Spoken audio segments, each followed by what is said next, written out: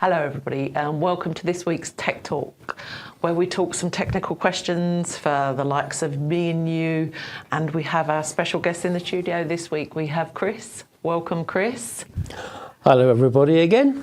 Hello Sarah. How are you? Chris. Well, we've got lots of questions. I'm going to start off with, how do I choose a smartwatch? Okay, that's a good question, especially when it comes to birthdays and Christmases. And first of all, what is a smartwatch? Well, what is a smartwatch then? Go for it. Well, smartwatches come in two flavours, basically. A smartwatch which is synced up with your phone and you can talk into it and you can read your messages and all that kind of stuff. Literally use it as a phone? It's basically an extension of your phone. Okay. Yeah. And then there's the other one, which are your activity trackers, as they're called. Now, they still connect to your phone in a certain amount. They'll give you a ping if you get a message and that kind of thing.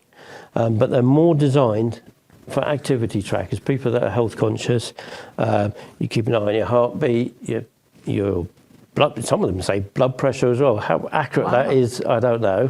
I'm not sure how. Depends if you get it from not Temu, but one of any of those cheaper, elaborate sites that we all kind of sometimes seen advertised. But yeah. Well, it depends if the smartwatch. What do you want to do with it? Do you want it to be an extension of your phone, so you can talk to it and all that kind of stuff, or do you just want it as a sports tracker, as they call it, activity tracker, just to keep an eye on how many steps you're doing? So obviously the cheaper ones. The cheaper ones are just the trackers. The tracker ones. Yeah. So that's just doing those general health, fitness. Yeah. Not calories, but I mean, there is a kind of hybrid one, typical one made by OnePlus, which is a maker of phones. I've actually got one of these myself, and it's like a hybrid, and it is an activity tracker, but it also has some features that a full smartwatch will have, like it will tell me when there's a message, and I can actually, if somebody rings me, I can actually press a button and say, hello, so I can talk to it. Some of us struggle with a mobile answering it. Oh, which way? Answer it. Oh, it's a WhatsApp. Which way do I answer it? So, some of us struggle with that. But yeah, that's very true. The more technical that want that. Yeah, so that's what a smartwatch is. And then, before you buy one, now if you've got one of the big brands in phones like a Samsung or Apple, obviously for the Apple guys, they do make their own watches, and they're very expensive generally. I was going to say that is not going to be cost effective. Yeah, but you do generally get a better experience if you want the full-blown mobile phone on your wrist, John. Yeah. And they tell the time as well. The more technical people that want their watch to do everything. And it does tell you the time. And I discovered the other day that mobile phones, you can make a phone call on them as well. I find that. It's amazing, isn't it? So that's basically it. So decide if you want a full-blown mobile. And what is a smart TV? We're all. And what is a smart TV? We're all smart. TVs are all a bit smart. I can never understand the remote control when I get to use it.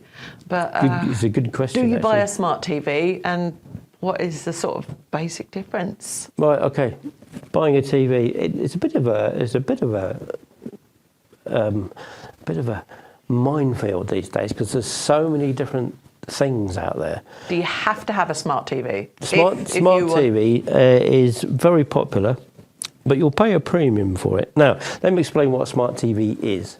Smart TV is a normal TV, and it has built-in features like Netflix and Prime, and there's certain apps that are in there, like a phone, but they're built into the telly.